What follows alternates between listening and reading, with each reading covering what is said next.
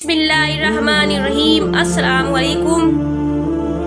موت کے وقت انسان کو دو لوگ بہت یاد آتے ہیں۔ ہر مسلمان اس واقعے کو ایک بار ضرور سنے۔ مرتے وقت انسان کے دل و دماغ سے ہر چیز نکل جاتی ہے، سب کچھ بھول جاتا ہے، اپنا مال و دولت، بینک بیلنس، عزیز و اقارب، دوست، رشتے دار۔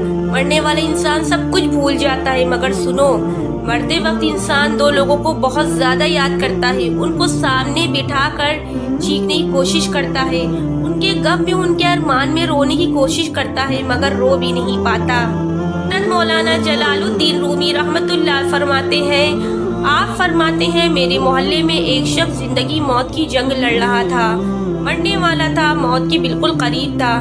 لوگ میرے پاس آئے، حضرت ہمارا ایک شخص مرنے والا ہے، آپ آئے، انہیں کلمہ پڑھنے کے لیے تلقین کرے، قرآن پڑھنے کی تلقین کرے۔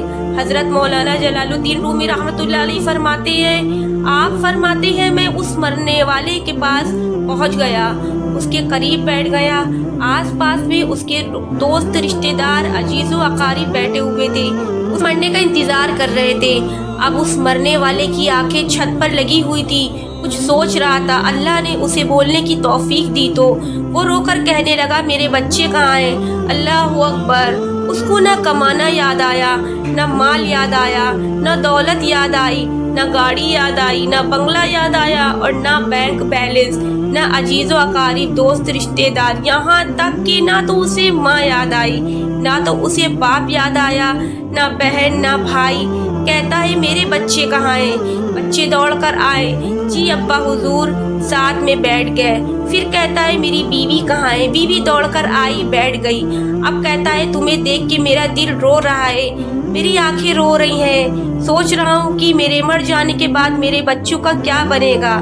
انسان جب مرتے وقت بچوں کو دیکھتا ہے، اللہ تعالیٰ جب اسے دیکھنے کی توفیق دیتا ہے، ہمت دیتا ہے، جب آخری بار بچوں کو دیکھتا ہے تو وہ یہ بھول جاتا ہے کہ میرے مرنے کے بعد میرا کیا بنے گا، یہ سوچتا ہے کہ میرے مرنے کے بعد میری اولاد کا کیا بنے گا، میرے مرنے کے بعد میرے ان پیاسے بچوں کو کوئی پانی دے گا یا نہیں، میرے بھوکے بچوں کو کوئی کھانا دے گا یا نہیں، میرے مر جانے کے بعد میرے عزیز و اقارب میں سے، دوستوں میں سے، بھائیوں میں سے، بہنوں میں سے میری طرح کوئی ان کا خیال رکھے گا یا نہیں رکھے گا، ان یتیم بچوں کا کیا بنے گا۔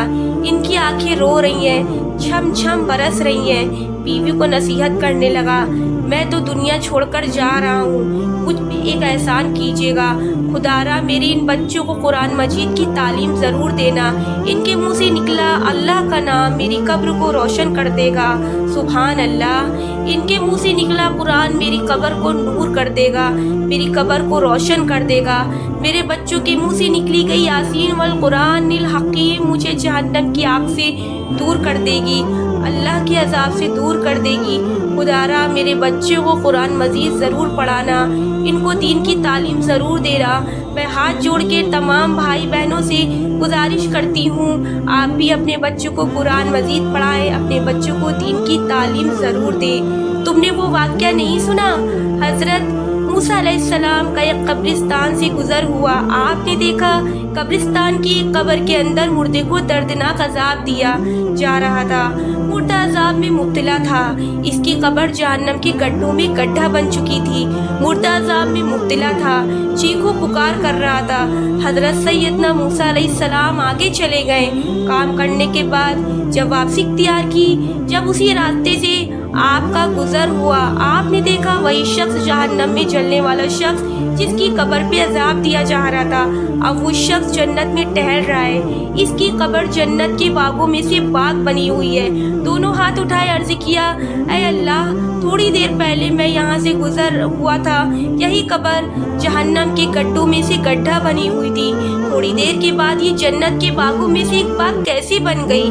میرے اللہ نے فرمایا، موسیٰ علیہ السلام، یہ شخص جب مرا تھا، مرنے سے پہلے اپنی بیوی کو حاملہ کر چھوڑ مرا تھا، بیوی کا بچہ پیدا ہوا، بچہ جب بڑا ہوا تو اس نے بچے کو مسجد میں بھیجا، تب میں بھیجا، معلم نے اس کے بچے کو جب بسم اللہ الرحمن الرحیم پڑھائی، اللہ اکبر، آج اس بچے کے بسم اللہ الرحمن الرحیم پڑھنے کی وجہ سے جب اس میں بسم اللہ پڑھی، موسیٰ علیہ السلام مجھے حیا آتی ہے کہ بچہ میرا نام لے اور میں اپنا نام لینے والے بچے کے باپ کو جہنم میں ڈالوں، یہ میری رحمت گوارا نہیں کرتی۔ اسی لیے کہتی ہوں اپنے بچے کو قرآن مجید کی تعلیم دیں۔ اگر تم چاہتے ہو تمہاری قبر روشن ہو، عذاب تمہارے قریب بالکل نہ آئے، تو اپنے بچوں کو قرآن مجید کی تعلیم دینا بالکل بھی نہ بھولیں۔ حضرت مولانا جلال الدین رومی رحمۃ اللہ فرماتے ہیں، وہ توبہ کرتا، یہ کہتا کہ میرے بچے کو قرآن کی تعلیم دینا، انہیں اچھا انسان بنانا۔ ایک دم اس کی زبان لڑکھڑانے لگی، ایک دم سے اس کے ہونٹ کانپنے لگے، اس کا بدن کانپنے لگا، موت کا فرشتہ روح نکالنے کے لیے آ گیا۔ فرماتے ہیں جب انسان کی روح نکلتی ہے تو اس کا منہ کھل جاتا ہے، دونوں ہونٹ ایک دوسرے سے جدا ہو جاتے ہیں۔ انسان کی روح انسان کے پیروں سے نکلتی ہوئی اوپر جب جاتی ہے، جب دل اور پھیپھڑوں تک پہنچتی ہے، تو یہ وہ لمحہ ہوتا ہے، وہ وقت ہوتا ہے جب انسان زندگی میں پہلی بار دنیا میں فرشتے اور شیطان کو دیکھتا ہے۔ یہ وہ وقت ہوتا ہے جب روح دل اور پھیپھڑوں تک پہنچتی ہے۔ یہ وہ مرحلہ ہوتا ہے جب انسان شیطانوں اور فرشتوں کو دیکھ رہا ہوتا ہے۔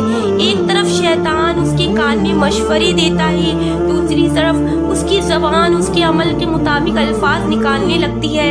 اگر انسان نیک ہوتا ہے، نمازی ہوتا ہے، عبادت گزار ہوتا ہے، اگر اللہ کا نیک بندہ ہوتا ہے، تو پھر اس کا دماغ اس کی زبان کو کلمہ پڑھنے کی تلقین کرتا ہے، اللہ اکبر، قرآن پڑھنے کی تلقین کرتا ہے، درود پڑھنے کی تلقین کرتا ہے۔